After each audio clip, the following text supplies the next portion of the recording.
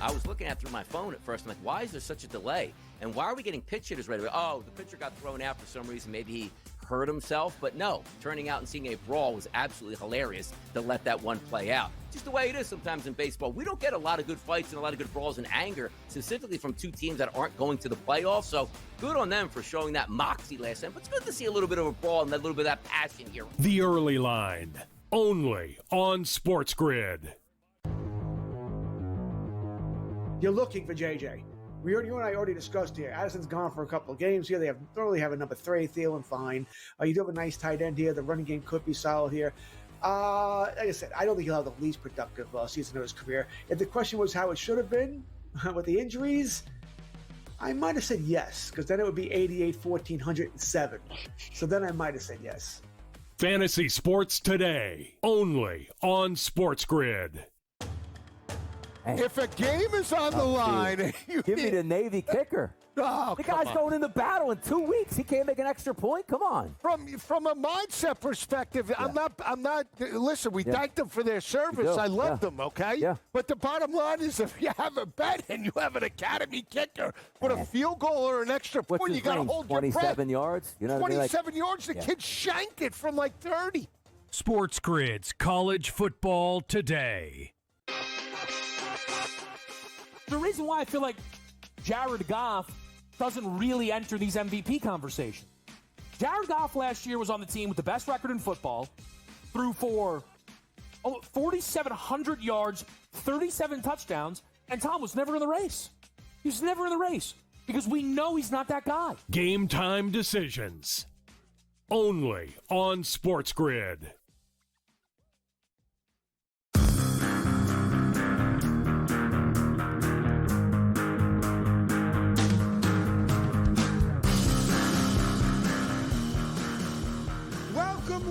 Welcome to another edition of the Craig Carton Show. Great to have you here. Week 1 is in the books. Great to have you here. And interesting game yesterday. The tale of two cities, if you were, between the Chicago Bears at home. The Chicago Bears are basically the New York Jets of the NFC. That's all they are. That's what they were yesterday. 10-6 lead at halftime. 17-6 lead into the second half, well into the third quarter. And then what had happened was there's a field goal kicker about to be fired today. And I was watching the game yesterday as the Chicago Bears throw away a home opening win against not just anybody. Let's just not get this twisted. A division rival, which is a big time loss. But I feel your pain, Chicago. I dealt with the same exact thing. Not a division loss, but a conference loss against Aaron Rodgers, that rascal, and the Pittsburgh Steelers. But to show you how much like social media and viral stuff and having kids, in teenage years and into their 20s has an impact on dads like me. When Santos missed the kick, 50-yard kick, first play of the fourth quarter, and then everything changed at that moment when he missed that kick wide right. And then later on in the game, when he doesn't kick the ball out of the end zone, as he's been instructed to do by Ben Johnson, all I kept thinking about was Cairo Santos, a jet holiday for two. He is not going to be welcome in the Chicago Bear complex today. And that's one of those things where, the coach can tell you what to do. Ben Johnson said after the game, talking about the kick after the touchdown, which brought them within 3, the Chicago Bears, obviously after blowing, the 11-point lead 17-6. There's 2:02 to go, so you kick the ball out and through the end zone, so those 2 seconds, because you only have one timeout left, don't come off the board. And that would be smart football. You get the 2-minute timeout, so first down, that stops the clock at 2. You have a timeout, so now you're looking at third and whatever, and then if you make that one stop on third down, and clearly they're going to run the football to take the time off the clock, you would have about a minute left. I think Ben Johnson said 56 seconds to be exact. That's called competent coaching. But when you have a field goal kicker that can't connect from 50, every kicker connects from 50 today, and it doesn't have a strong enough leg to kick the ball through the freaking end zone, I can kick the ball through the end zone. Tyrone. What's up, Tyrone? What's going on? I'm doing great. Tyrone can kick the ball through the end zone, but the starting kicker for the Bears cannot. Now, that's one side of the story. The other side, of course, is this was a battle of quarterbacks that if things go well for both teams, we should see for a very long time. Yep. J.J. McCarthy, of course, making essentially his rookie debut in hostile territory in front of the bright lights of Monday night. Had a terrible first half, had a average third quarter, came alive in the fourth quarter. Statistically, nothing great. Nothing great. What did he throw for 113 yards, something like that, right? I think it's 143 for the whole game. Whatever, yeah. So not great statistically. But what you learned about J.J. McCarthy, and we've not yet learned it about Caleb Williams, is that J.J. McCarthy's got a little dog in him. That kid did not play good football for a half. Everyone's killing him on social media. Oh, J.J. McCarthy sucks. We never should have traded Sam Darnold. And J.J. sat back and said, I'm going to get my chance. And he found Justin Jefferson, of course, for a touchdown, ran that one touchdown in. And J.J. McCarthy was the better quarterback on the field when the game mattered most. And that's awesome because the Minnesota Vikings were looking at a very tough season based on the first half. And he was like, I can't believe we got rid of Sam Darnold after, going 14-3 and throwing for 9,000 yards. And we trusted a kid who's never played at the NFL level. And he looked like crap in the first half. But in the fourth quarter, I don't know what the hell momentum, how you figure out or teach momentum, but you could taste it. You could, like a Chicago hot dog, you could taste it. You could feel it. And I give J.J. McCarthy all the credit in the world. He even overcame a flying dildo in this game. Yes. The dildos got to Chicago yesterday. And it's kind of gross how these people been acting when they pick these up. This is my new thing. What are we doing? Matter of fact, there you go. That's a dildo right there. That's another freaky man picking it up with his bare hands. That's a freaky man. He's got a handkerchief for a napkin. No, that's a freakazoid. You can't be picking that up with your bare hand, Mr. Nasty. And you see how we had this sensitive video. He letting everybody know what he's about. He showed everybody this is what we doing later. I'm not sure who they were throwing. Mr. Nasty. The dildo app, but I happen to love the dildos in sports. I can't get enough. I can't wait for the Super Bowl to have some type of like rainbow-colored dildo thrown on the field just for inclusion. You know how that. Of course, everybody. Meanwhile, a good buddy of mine is sitting at home right now, probably in a recording studio. I know he's watching the show because he texted me this morning that he's watching the show, and my guy. I know for a fact, and people of his ilk, meaning Green Bay Packer fans, that the outtake of yesterday's game for guys like my dear friend Lil Wayne, my man Lil Wayne, right? A milli, 6 foot, 7 foot, you know the deal, the Green Bay Packers, it ain't even close right now, 1 week in. Yeah. The Green Bay Packers are the toast of that division. I thought it was going to be Detroit. I got that wrong. Again, this is one game. 1 week. I know we're all going to overreact to one game, but I know Wayne's sitting at the crib going, ha ha. Yeah, Jordan Love's the best quarterback in that division. And 1 week in, I can't argue that. Like, I'd love to call him and go, yo, you're dead wrong. Jordan Love is an unproven talent. I'm not sure if he's the best quarterback. Most people would take Goff based on just track record, historical success and track record and whatnot. But the reality is this. Minnesota goes home thrilled to get a win on the road. Good for them. I didn't see it coming. Going into the fourth quarter, I'm like, this game is a wrap. You could probably go to bed. You would have missed a great fourth quarter, to be fair. Ben Johnson, not the second coming of Jesus on a football field. No. And while he did the right things in calling for Santos to kick the ball to the end zone and the kid just didn't execute what the coach told him to do, the reality is that we all thought, having watched Detroit look like crap in their opener and just got manhandled in their opener, that it was because Ben Johnson wasn't there calling plays. Well, I saw Ben Johnson calling plays yesterday for the Chicago Bears, and I'll put some of this on Caleb Williams. Misses a wide-open DJ Moore. Would have been an easy touchdown for DJ Moore in the second half. Missed DJ on the fourth, I think Dunze on the fourth down. Crossing pattern. The ball was 5 yards in front of them, but no chance to get it. But when you take a look, to me, one thing became obvious in this game, and this is something that they're going to have to deal with in Chicago. I don't think Ben Johnson trusts Caleb Williams yet. One game together. I get it. Didn't play in the preseason. I get it. But when you look at every pass, more or less every pass that Caleb Williams completed in last night's game, They're all little dump-off pass, little check-down Charlie passes. And I understand doing that early in a game. You want to build a kid's confidence. I get that. But there comes a point in the game where if you don't throw the ball deep, I never think you can. So I'm going to press up on you, and I'm going to take away the short pass. And when you look at the fact that Caleb Williams, I think he had one pass longer than 15 yards in the game, that tells me that whatever Ben Johnson has seen of his quarterback in the summer, he doesn't trust him yet. Caleb also does some things that you're like, oh my God, the roll to the right, throwing the ball on a line. He does some things athletically and quarterback-wise that few guys can do. But I'm not sold yet that Caleb Williams is the generational talent that I truly thought he was coming out of USC. That's the pick you had to make. But if I'm going to have my quarterback check down, screen pass, all that stuff, and that's all he does, you might as well have drafted Shadur Sanders because that's what he does. That's his game, right? Check down. Yeah. Very accurate, 10 yards or less, hit the slant, hit the out, hit the dig.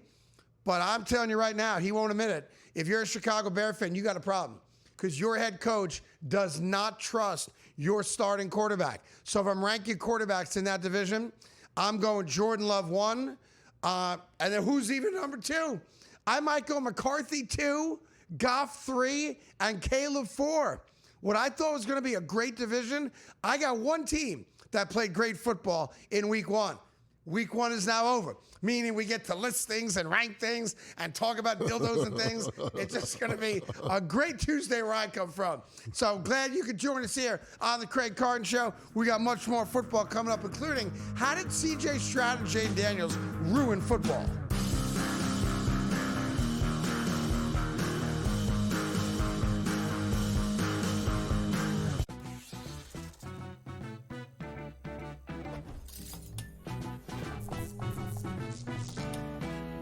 Guess what, golfers? Vegas isn't just casinos and pool parties.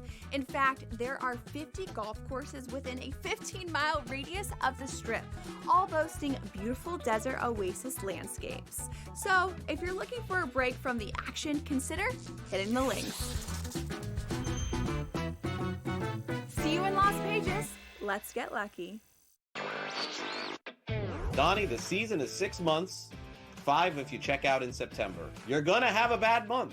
The Yankees had a horrible month, that is true. But beyond that, their regular season looks okay. They're gonna win their 90 games or maybe a little bit more and get to the postseason. What is everybody freaking out about? Everybody freaks out. It's a Yankee tax and a Yankee fan tax as well, where every single season you enter into the equation going like, it's championship or bust. Newswire, only on SportsGrid. Remember these names: AZ Fudd, Olivia Miles, Lauren Betts. Depending on who wins that lottery, that's going to depend on who goes what. If Washington wins, it's Fudd. She's from the area. If Dallas wins, they're going to bring Fudd to play with, obviously, Paige. If Minnesota wins, I think they go Miles with the point. If Seattle wins, they go with Miles, and the same thing with Chicago. Betting above the rim, only on SportsGrid. College football can't allow Notre Dame to have the type of, year they have and schedule they have, and honestly put them up against other teams. Because Notre Dame looks like they're going to be a decent football team. They could lose, I think, next week to Texas A&M, Joe, who I don't think is a great football team, but still a ranked team, and then run the table and still be in the playoff and absolutely beat nobody. The worst schedule I may have ever seen in college football is Notre Dame this year. SportsGrid's College Football Today.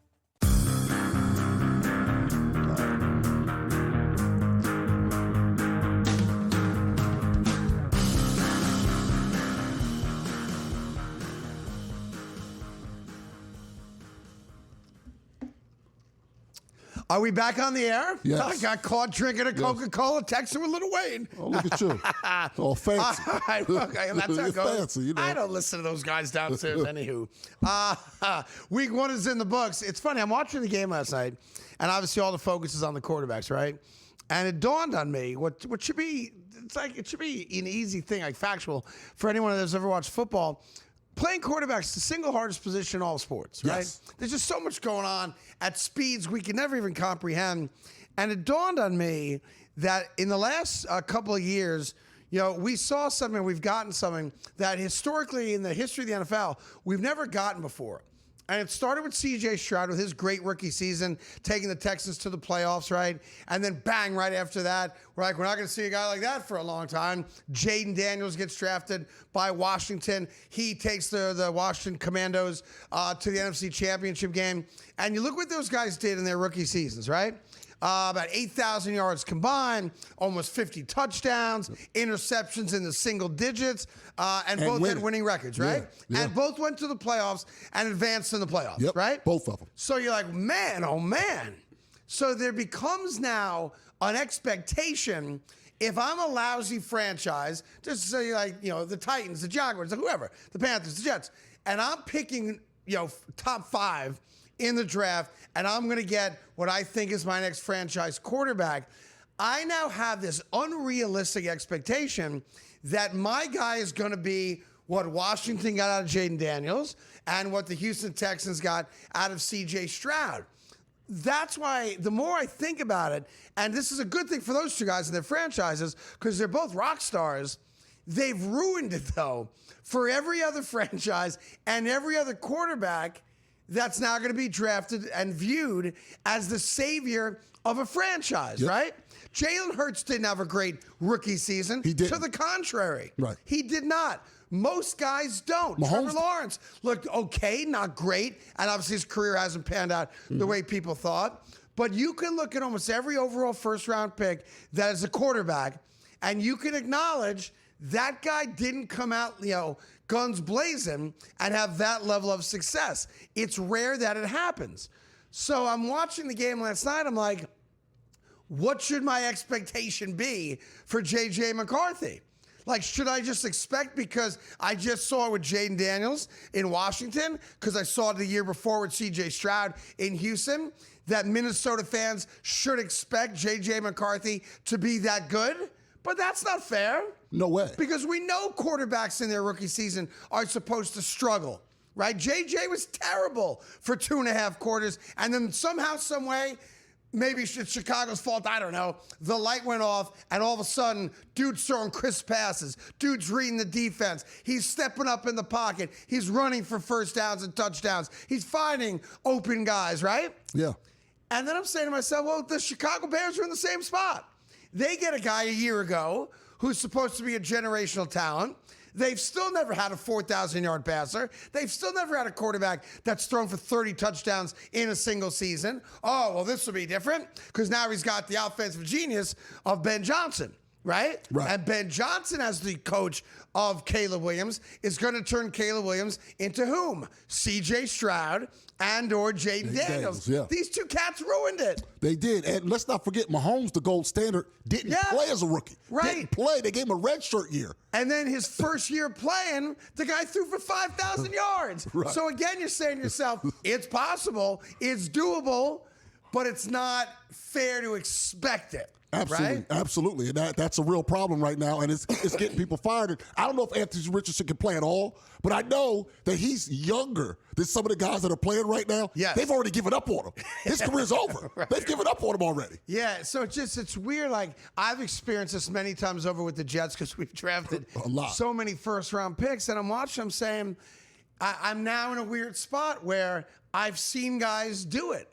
In back-to-back years, I've seen talented guys who, by the way, were not the first pick in the draft. Bryce Young got picked ahead of C.J. Stroud, right? A handful of guys got picked. A couple guys, right? Got picked ahead of Jaden Daniels. Including Caleb Williams. Right. So I'm looking at it going, should I expect my quarterback to figure it out right away, like those two guys did, because I've seen them do it, or am I going to be patient, acknowledging that for the better part of the last 50 years, there's only a handful of guys, probably on one hand, unless you're JPP, then you only have 2 fingers, and you probably need the second hand. That's a cold shot. I'm just saying. Not even near 4th of July. What? We're sitting here in September. I'm counting fingers. I'm like, he don't have fingers to count. No. So JPP goes to a second hand. Always. I'm good on the one hand. He needs the second hand. Wouldn't he start with the other hand, though, in his defense? If you're he JPP, can't start with the bad hand. Like, if you're JPP and your kid's like, Daddy, I learned how to count to 5. and you want to do it with them, you probably go to the good hand. You can't start with the bad hand. Yeah, because then you only get to 2.5. Yeah, the fireworks hand, the kid will never learn anything. Right. You can't start with that. Hey, Mr. Peter Paul, how come your kid can't count to 4? Excuse me. My bad. That's on me. That's on me. That's on me. That's just a weird thought I had from last night's game. That poor Chicago Bears fans, they're the Jets in the NFC. And look, Jordan Love, had some great moments early on, at the Green Bay Packers, and some bad moments as well. But he didn't play as a rookie either. He didn't play for a couple years, yeah, because you had Aaron Rodgers there. But I don't think it's fair. Like, if you're a Chicago Bear fan, I'm sure they're killing Caleb today, specifically because he missed the wide open DJ Moore on what would have been an easy walk-in touchdown. I'm sure they're killing Santos today. But how much time do you spend on Sports Talk Radio yelling at a kicker? Right? Not a lot. Me? Like, you screwed it up, you missed the kick, you suck. Don't let him on the plane on the way home. But when you're the franchise quarterback and you can't throw the ball more than 15 yards down the field, and you look completely overwhelmed in the second half, I'm not sure what Minnesota did differently in the second half. You start saying to yourself, do I have Jaden Daniels? Did I draft Mahomes? Have I drafted my version of C.J. Stroud? Or am I stuck with Tua? Or am I stuck with a Bryce Young where 3-4 years into a career, the notion of giving that guy the $250 million contract would be a joke. Completely. Because in Chicago, they're killing Caleb today. In Minnesota, for 3 quarters, they were killing J.J. McCarthy and the Vikings' decision not to bring Sam Darnold back. It took 15 minutes for that to change, that rhetoric to change. So be careful when you draft a quarterback and think he's going to lead you to the playoffs in year 1. Coming up, why you don't have to have played sports to know sports. Coming up.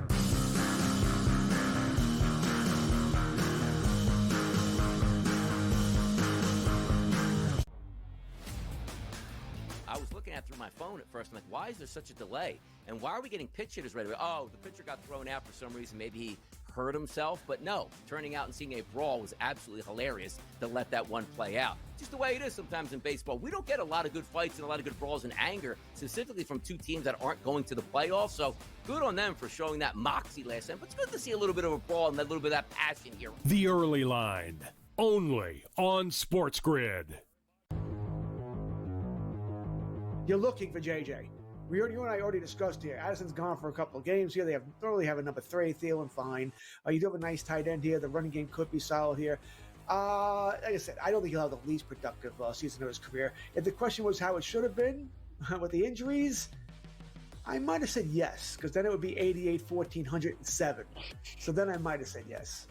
Fantasy Sports Today, only on SportsGrid.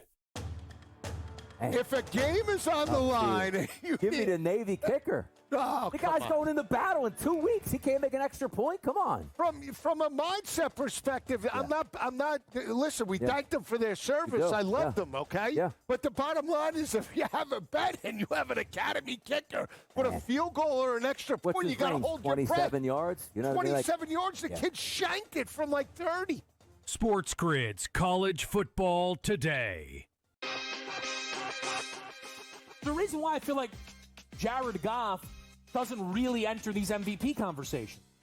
Jared Goff last year was on the team with the best record in football, threw for 4,700 yards, 37 touchdowns, and Tom was never in the race. He was never in the race because we know he's not that guy. Game time decisions, only on SportsGrid.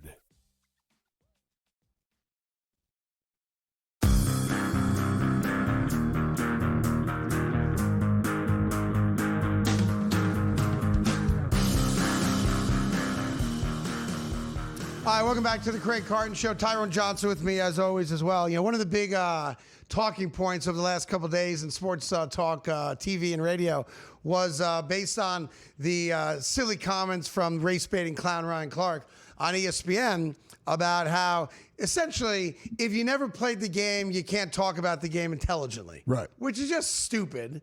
I'm not offended by it because I think he's become a clown, unfortunately. I think he's a super smart guy and could have been a great TV personality, but he's unfortunately become a bit of a one-trick pony. Everything's race this, race that. It just like, oh, please, enough, right? Just talk football. Like we don't want to deal with real issues. We want to just watch football and be dudes and drink beer and ogle pretty girls in bikinis and, on Budweiser commercials. Like, stop with the race crap, right? But the point was, you never played, so how could you possibly talk intelligently about the sport? So I thought it was interesting. If that's the case, and if that's the mantra ex-athletes think that mere mortals like me and like Tyrone can't talk eloquently or intelligently at their level, right? Because we never played the game, which is a silly construct anyway. You can watch enough football to be able to talk about football intelligently. I've never played it. I can't tell you what it's like to try to stop a dude 240 running a 4.5. No, I don't want to try to tackle. I can't speak to that. No. But I can speak to whether or not you're good at what you do or whether or not a coach is competent, because I've watched a lot of football, and that's my job. Right. To watch a lot of sports and form an opinion based on a history of watching a lot of sports, right? But I thought it was interesting. If I went down Ryan's line of thinking, that means any former athlete, I've got to take their word for the gospel. So during the game last night, J.J. McCarthy throws a bad interception. It's returned for a touchdown, pick six, the roof comes off Chicago. Looks like J.J. McCarthy, for the moment, bad pass. Every quarterback has thrown that pick six in their lifetime, yes. Okay? So let me start, with one of the great defensive players of his generation, I think, and a guy that I think should be a Hall of Famer, Richard Sherman. Oh, he will get in. Yep. I love Richard Sherman, and I respect Richard Sherman in his opinion, but here's a guy that played the game at a Pro Bowl level. Mm-hmm. Not sure J.J. McCarthy is the answer in Minnesota. That's after 30 minutes of football and one bad throw. Mm-hmm. This is the danger of letting the guy who had success with walk for a guy that you think. Now, the second part of that's a fair conversation. Do you keep Sam Darnold, even though it was a career year, or do you put your faith in a rookie and save a bunch of money doing it? You can debate that till the cows come home. It's the first part of the tweet. J.J. McCarthy can't play. Well, let's go to Hall of Famer, former colleague of mine and friend, Shannon Sharp. Well, Shannon played the game, so he clearly knows more football than I do. This, again, after the interception. This ain't the Big Ten, McCarthy, where you can throw 10 times after you run 40 times, blah, blah, blah, blah, blah. You've got to throw guys open and be on time. You're late, it's a resi for 6. Yeah. Oh, that means one bad interception, like John Elway never threw an interception, right? Right.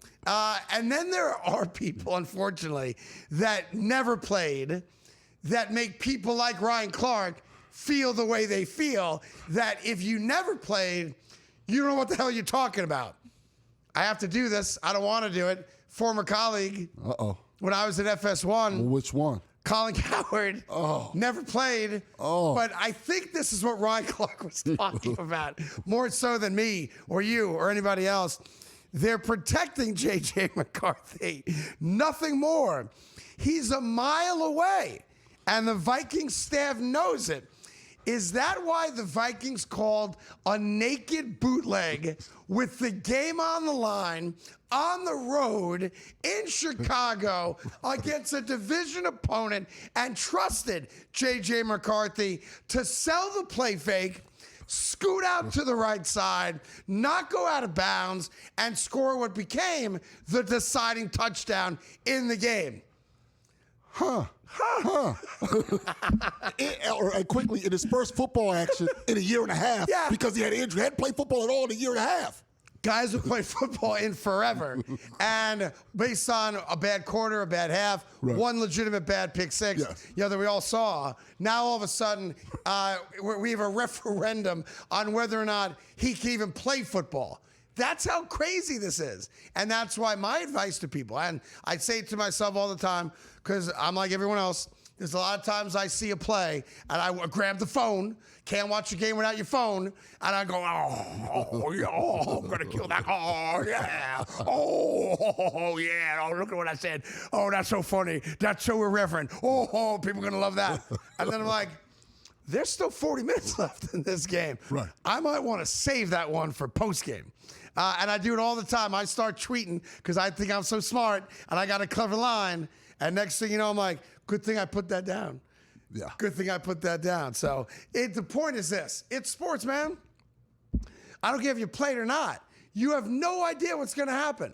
At 17-6, there was no way the Vikings were going to win that game. And guess who won that game? The Vikings. We got much more football coming your way, news and notes as well, right after this on the Craig Carton Show.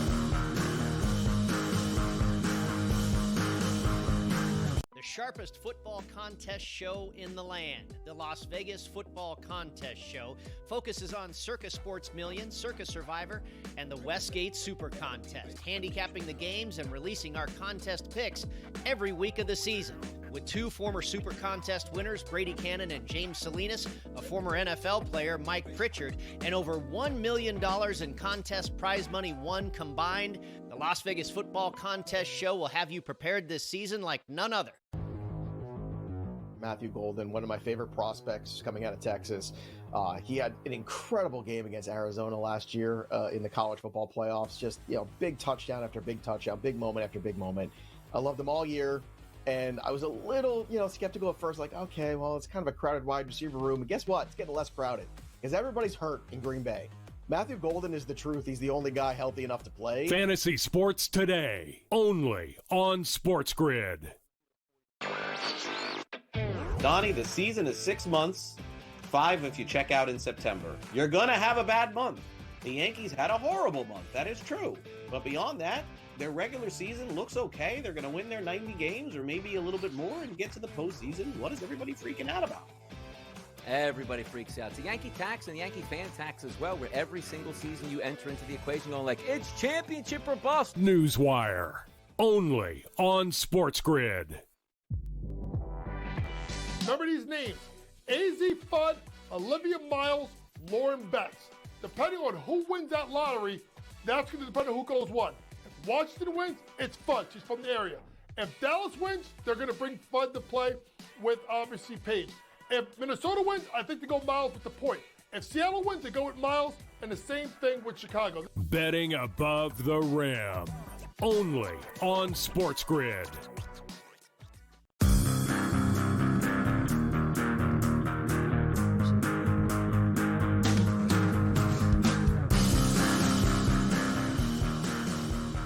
All right, welcome back to the Craig Carton Show. Tyrone Johnson here as well. One last thing on the game last night, because I'm watching it, not going to lie to you. Couple Grand Marnier and Cokes right down the old gullet. Grand Marnier is a cognac. Many people don't know that. I'm watching the game, and fourth quarter when Minnesota has the great comeback, right? And then J.J. McCarthy has that running touchdown. Yeah. And Santos doesn't do the right thing after Chicago scores, blah, blah, blah. And the Minnesota Vikings steal the W. In Chicago, I guess I should apologize for this. I told you I'd never lie to the audience. Yeah. The major thought going through my mind as Minnesota was celebrating on the sideline, Chicago crapped out there at the very end, with only 7 seconds on the clock, and it was a wrap. How much I wish that the game had been in Minnesota. The game is the same exact game. Every play plays out the same exact way. But how great would it have been to watch those male cheerleaders celebrating in Minnesota? That's what you were thinking about? Those male cheerleaders. Wouldn't that have been just awesome? Minnesota has this great come from behind victory, but they're at home, and you got the Thor dude blowing a horn, and you got those sexy male cheerleaders out there in their tight spandex cheering. So wouldn't that have been great? I mean, it would have been great. Yeah. It'd have been a beautiful thing. And you don't you're not a pyramidsman. What happened? A pyramidsman. A what?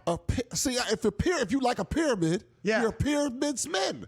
And I like the pyramid. You can do the flip. You hold the people. Do the pyramid at the NFL level. That's what they're gonna do. The pyramid dudes are at the college level, and they're usually big, thick guys with big forearms and big bellies. I haven't seen these guys. male These guys aren't the big guys. No, they're hot. These aren't the burly guys. It's like Rob Lowe. Yeah, they're good-looking dudes. I would have loved to see them celebrating the Rob Lowe. Yeah, exactly. So that's what I was thinking during the game. How great it would have been for our show if we got to see the male cheerleaders doing their thing. Meanwhile, there's going to be a lot of poor people in Kansas City Because Kansas City, as you know, they lost to the Chargers in Brazil last Friday. Okay. A couple extra days to get ready for who? The Philadelphia Eagles. That's right, the 1-0 Eagles, even though you could debate how they earned that victory or not. But the 1-0 the 1-0 Eagles, after that hard-fought victory against the Dallas Cowboys in Week 1. Now, let's just a quick history lesson here. The Philadelphia Eagles played in the Super Bowl against the Kansas City Chiefs, what was it, 7 months ago now, right? Yeah. And blew them the F out. Yes. Like, game one, competitive. And the final score doesn't tell you just how much the Eagles dominated that game because the Eagles stopped playing. And that's when he started hitting Worthy deep and blowout. So that the final score wasn't indicative of just how much of a blowout that was. So we agree the Eagles, better team. Much better. And yes, their defense took a couple hits, lost a couple guys. But Jalen Carter is not being suspended for the spitting. Nope. No player in the history of the league, by the way, has ever been suspended.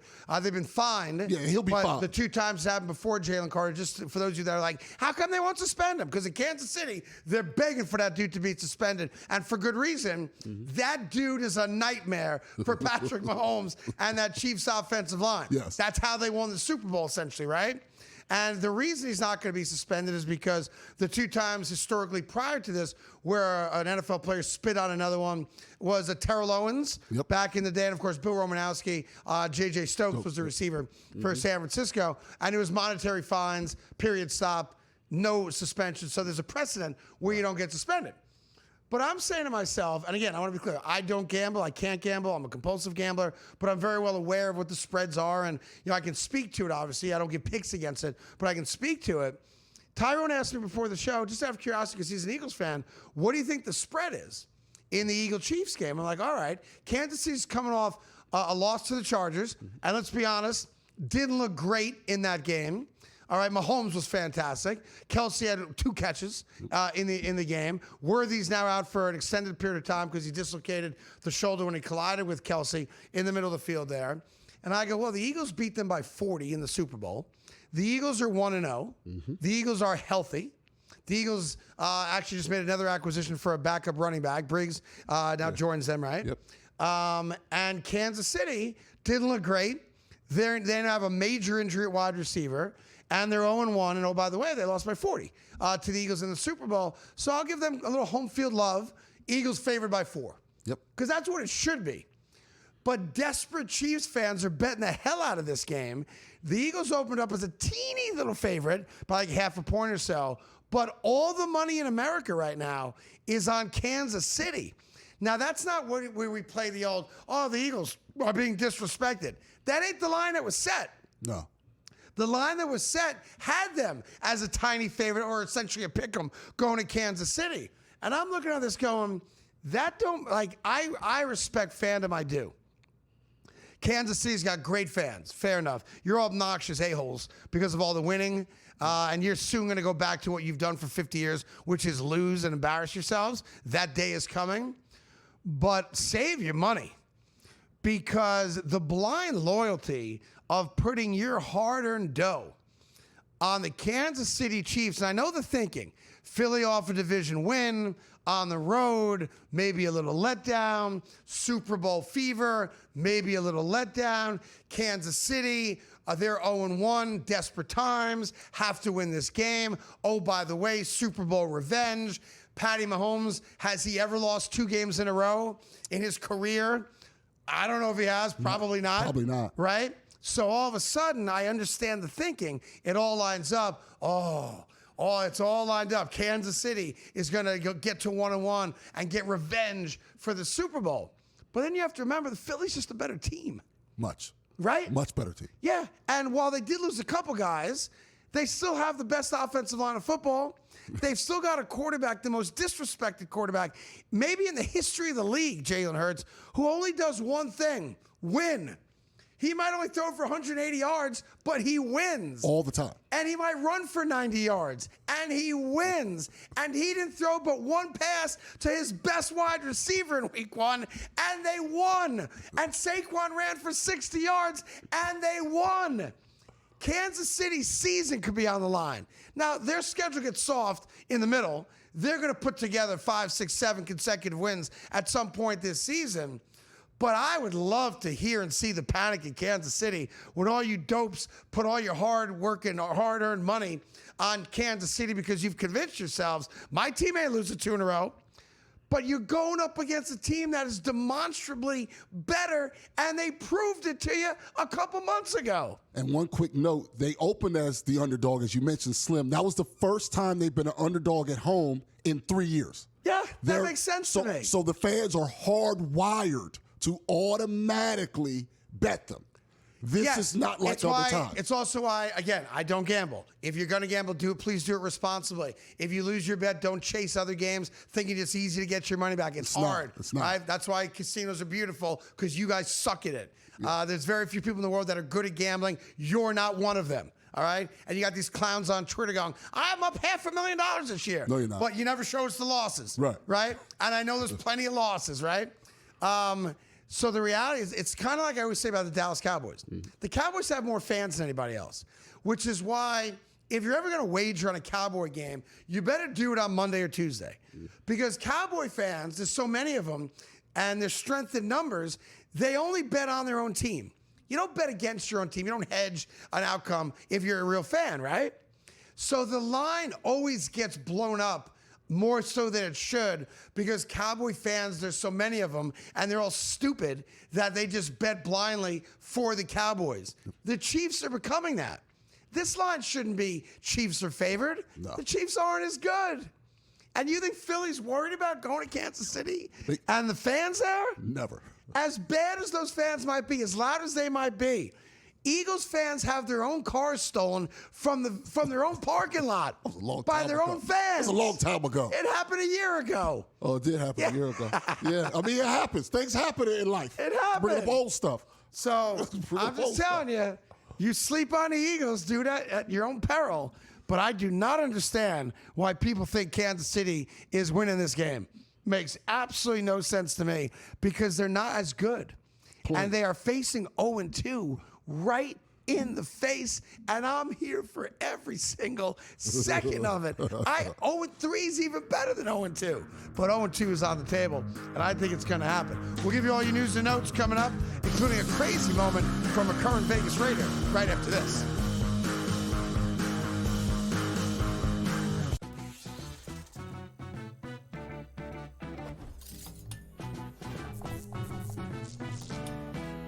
We all know nothing beats the energy of playing live roulette in a casino, but playing roulette online sure does have its perks. At the casino, you'll average 40 to 50 spins per hour, but online, you're looking at 100 to 150. The more spins, the more chance of wins. Now, go get lucky. See you in Las Vegas. Let's get lucky. The Dallas Cowboys losing that pass rush, losing another big impact player on the defensive side, all this does is make me like Dak Prescott more and CeeDee Lamb and George Pickens more, because what we talked about all offseason, right, Matt, which is, hey, when Dak is healthy, he is a top 5 fantasy quarterback, and the defense we think is okay, but we think they're going to be in a lot of shootouts. Now I definitely think there's going to be a lot more shootouts. Fantasy Sports Today, only on SportsGrid. It's the most beautiful time of the year. No, not because of foliage or pumpkin spice lattes. It's because of football. SportsGrid has you covered all season long, covering every snap, every score, and every line move. Prepare, watch, win. Weekends are for winners. Only on SportsGrid. The reason why I feel like Jared Goff doesn't really enter these MVP conversations. Jared Goff last year was on the team with the best record in football, threw for 4,700 yards, 37 touchdowns, and Tom was never in the race. He was never in the race because we know he's not that guy. Game time decisions. Only on SportsGrid.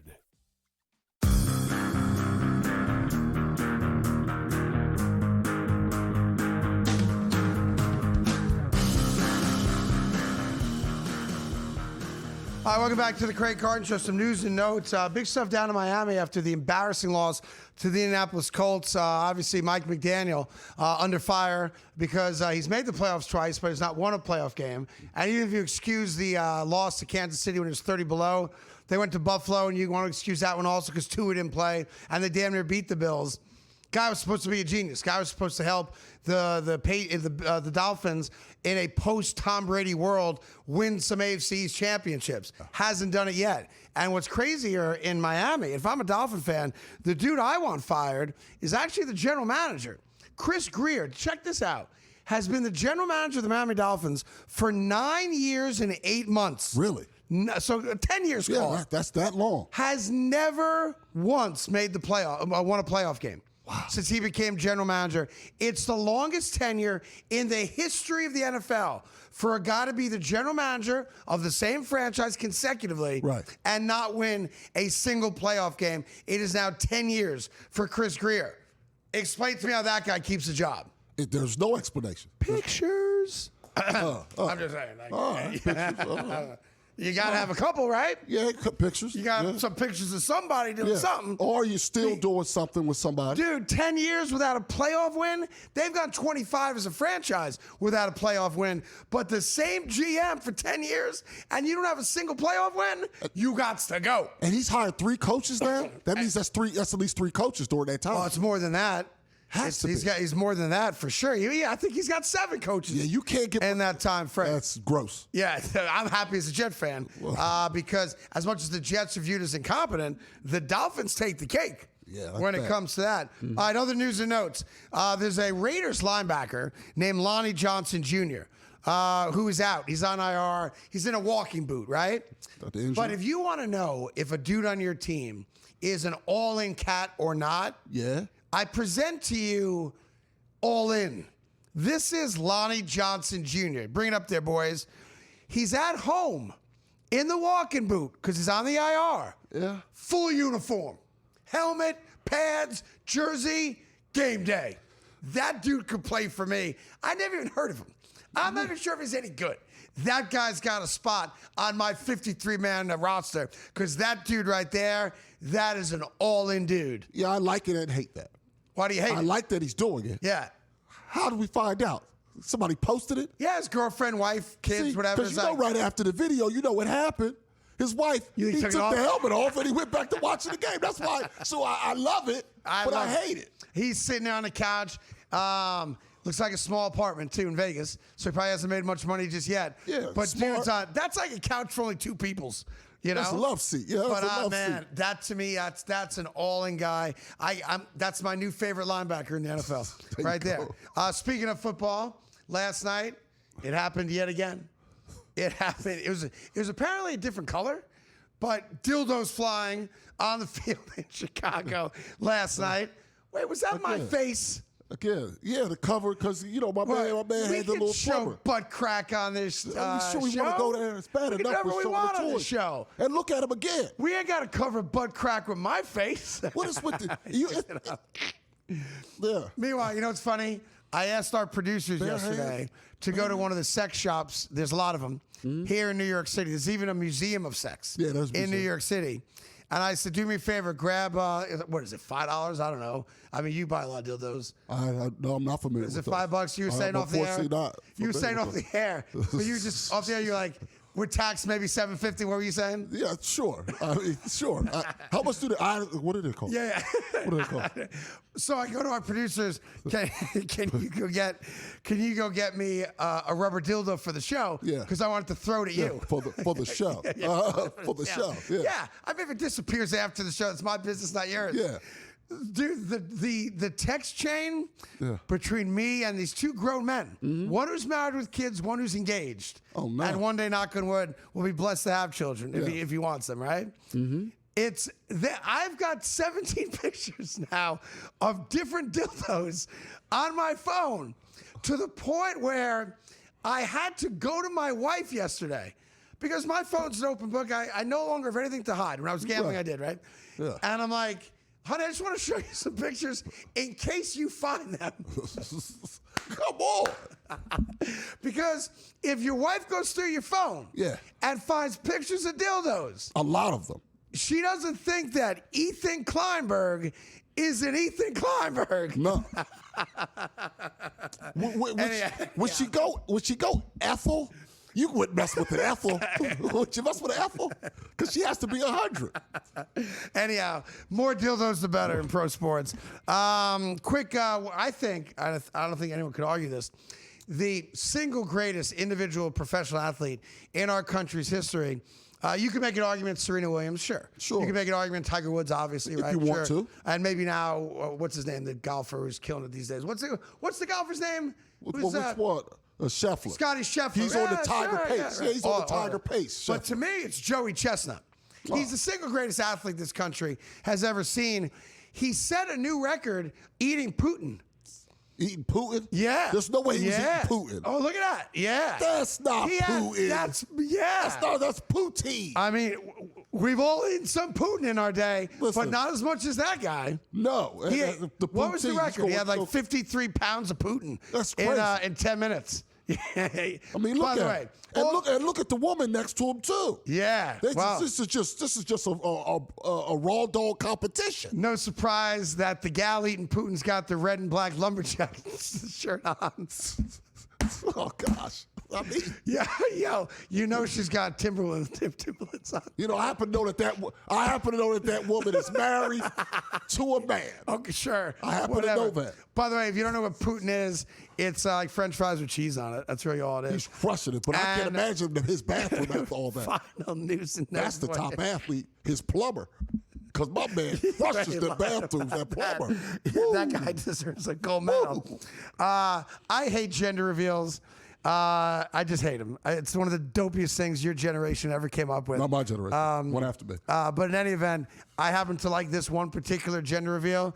Dude's a tough guy. Look at this. I mean, that's I don't know. That's $135. But he's spinning it like it's nothing. Backflip with $135 on the bar, and my man's having a baby girl. Again, I hate gender reveals, but I like that one. Yeah, I like that. Because that was like the most manly, type of gender reveal a dude can do. Yeah. Sometimes you see the guys trying to hit softballs and whatnot. Nah. They can't swing. Dude's flipping with $135 on the bar. So those are your news and notes. We'll come back and wrap it up with some more NFL right after this.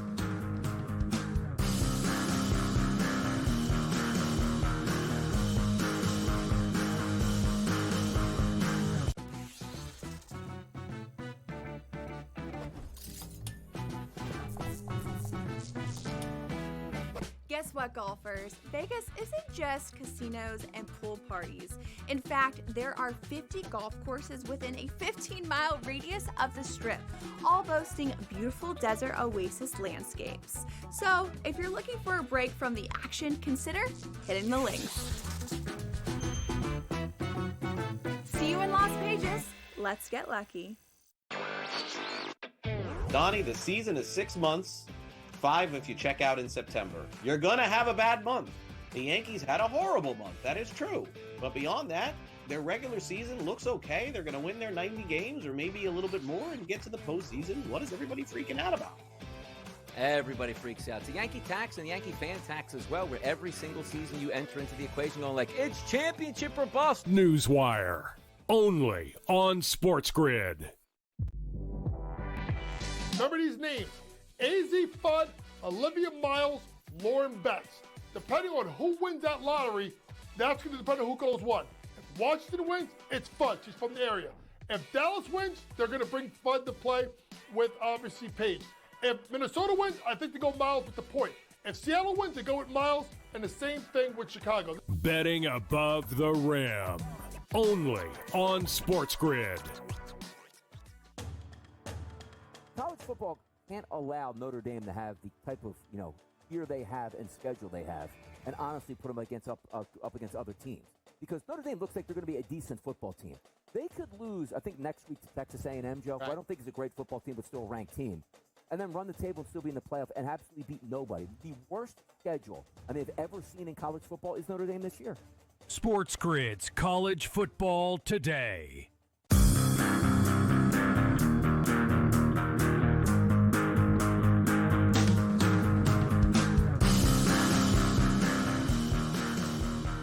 All right, thanks for checking this out. By the way, those of you that are watching live on YouTube, we are live every day on YouTube. I know there's a big chat room, so you guys can talk amongst yourselves or at us during the show. I promise you, as soon as I get my laptop back, I dropped it down 3 flights of stairs day one. Yeah, literally. So I'm in the process of getting a new laptop. We will be part of the chat room. We'll be in it during breaks or whatnot, and we'll respond to you. So apologize I have not been active there. Tyrone's got us covered now, but as soon as I get my new laptop, I promise you, we'll be all about it. And what YouTube.com/The Carton Show, I think. The Craig Carton Show. I don't know if it's the Craig Carton. I don't know what it is. The Carton Show. Just figure it out. Like, it can't be that hard to find. The link's right? on our social media. Go into social media, link it up. All good. The Titans have this new head coach, right? Coach Callahan, right? Brian Callahan. Yeah. And look, the Titans had a very, very tough go of it in week 1. Yeah. Not good. They lose. Cam Ward wasn't great. Receivers let him down a little bit also. There's people in Tennessee that were actually blaming Cam Ward that he throws the ball too hard. Come on. At receivers. 8-year-olds. Can you just go catch the ball? Real quick, it reminds me of a story.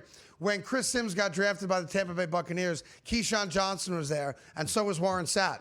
Now, Chris is a lefty. So in the first training camp, Chris was throwing darts to Keyshawn, and he couldn't catch it. And he's like, man, the ball spins weird off that dude's left hand. And Warren Sapp was like, kind of ruled the roost there. Yeah. And he's like, what are you talking about, Keyshawn? Catch the freaking ball. You're a wide receiver. He goes, nah, the spin's off. I can't get it wrong. He goes, yo, Sims, throw me a ball. Boom. And Warren Sapp caught it. He goes, I caught it. You can catch it. Shut the bleep up. And that ended that conversation. Yeah, I can't catch it because of the spin. Anyhow, so Coach Callahan's in Tennessee. There's a key moment in the game where a wide receiver on his team makes a catch, goes down to the ground, looks like he goes out of bounds, doesn't get either foot or both feet down in time, but his elbow clearly makes contact inbounds before he rolls out of bounds. Now, we all know the rule because John Madden wrote a book about it, and the name of the book was 1 Elbow Equals 2 Feet. Yep. We've all grown up. We know the rule. A hand, a forearm, an elbow is as good as 2 feet. My man Pots and Pans.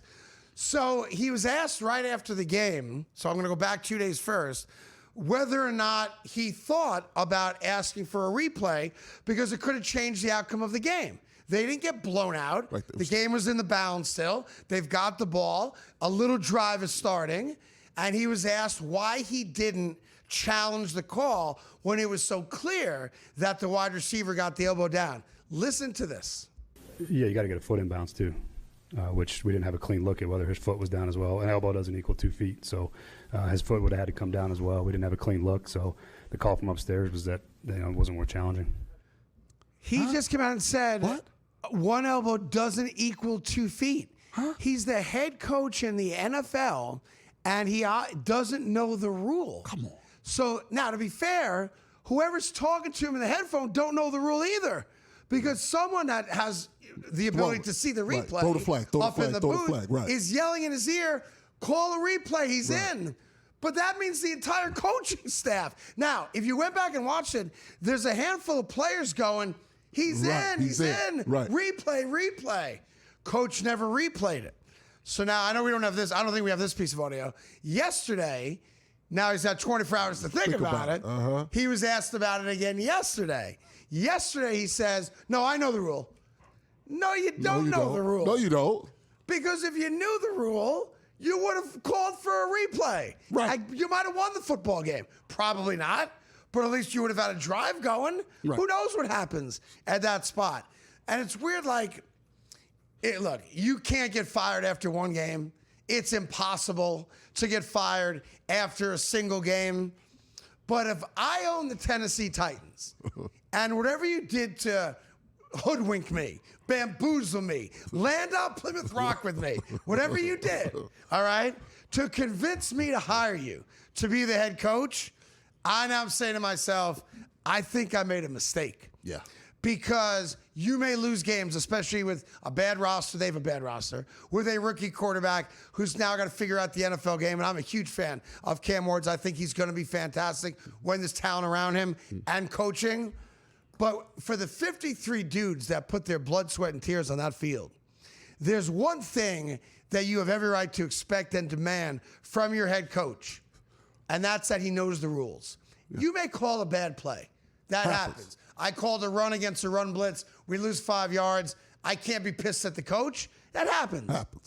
But when I've got to keep playing the game and my coach doesn't do the obvious thing and his explanation is faulty in logic and fact because he doesn't know the rules, sorry, not sorry, you could make an argument today after one game that Brian Callahan's got to go.